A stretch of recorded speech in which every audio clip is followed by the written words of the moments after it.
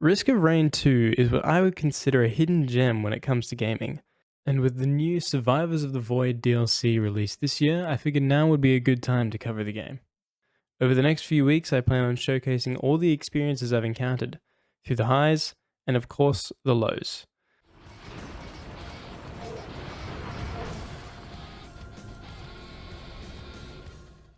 My name is Scorch, and today we'll be discussing whether Risk of Rain 2 is worth buying in 2022.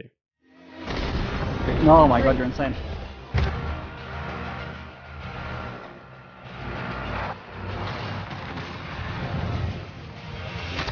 Ooh, that was nasty. Let's begin by establishing what Risk of Rain 2 is.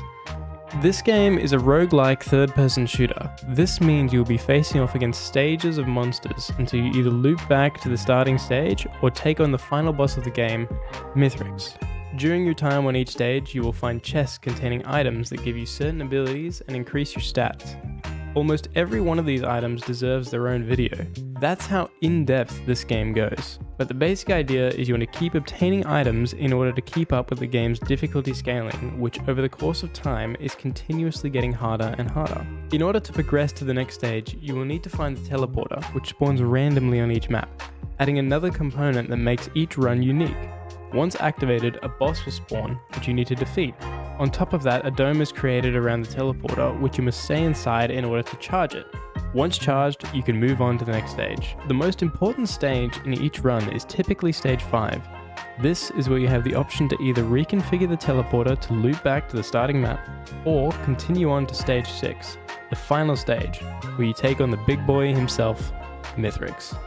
A hard-hitting, quick-moving, and all-round difficult boss with 4 different phases. The reason I say stage 5 is the most important is because a key element to winning runs is knowing whether or not you are powerful enough to take on stage 6. If you feel like you need more, then loop back and get yourself some more items. If you think you're strong enough, then best of luck, you will need it. Just remember, if you loop back, the difficulty will still keep scaling as normal, so make sure you're keeping up. Next up, let's talk difficulties. In the classic game mode, there are 3 difficulties: Drizzle, Rainstorm, and Monsoon. Drizzle being the easiest, with time scaling at half the normal rate. You also deal plus 70 bonus damage to armor, along with a starting health regen multiplier of 1.5 seconds. After that is Rainstorm. This is essentially medium difficulty, and the way the game is meant to be played. No buffs, no debuffs, just a default rate for all aspects. Finally, we have Monsoon difficulty. Difficulty scaling is now at 150% the normal rate, and your health regen is taken down to 0.6 per second. It's important to note that all the skins in the game, along with certain challenges, can only be unlocked through playing the game on Monsoon difficulty. For the hardcore players, there is also Eclipse, where each run you complete adds more and more debuffs. However, this deserves its own video, as Eclipse is essentially a whole new world. So personally, I wasn't expecting much when I first looked into Risk of Rain 2.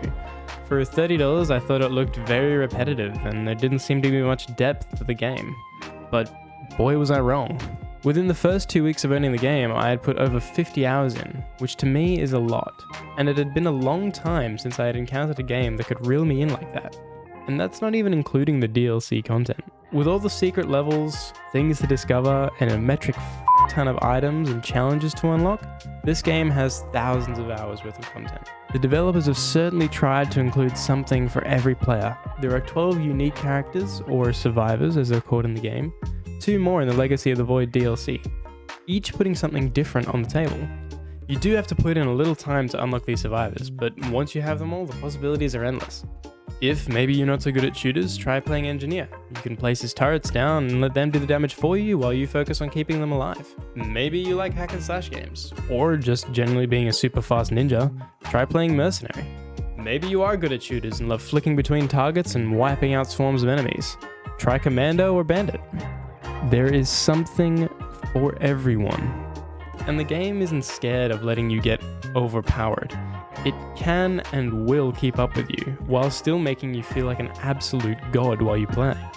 In conclusion, $30 for the base game and $22 for the DLC is, in my opinion, an absolute bargain. This game just has so much to offer with an insane amount of replayability, it is well worth your money. On top of that, it has a really good community that is accepting of whatever style you choose to play, and every single content creator I've come across is more than happy to share any advice and tips they may have. Speaking of content creators, all the footage here is taken from my Twitch streams, so if you've enjoyed anything you see here, please consider checking out my channel, twitch.tv/scorch_hdtv. Much appreciated. So all up, the game receives a 9 out of 10 from me. The reason it gets a 9 is because there is no such thing as a truly perfect game. The only downside I would say the game has is the need to grind out many hours just to unlock the items. There is no worse feeling than attempting monsoon runs knowing that you aren't able to find every item in the game. You just feel limited in a sense. But in a way, this forces you to learn its core mechanics, which in the long run will make you better. So that's it for now. Feel free to subscribe or hit the bell, maybe even leave a comment letting me know what you want to see next. Any support is greatly appreciated. I plan on making more videos in the future, going over other aspects of the game, so stay tuned for more if you're enjoying the content. Until next time, have a good one. I'll see you out there, gamers.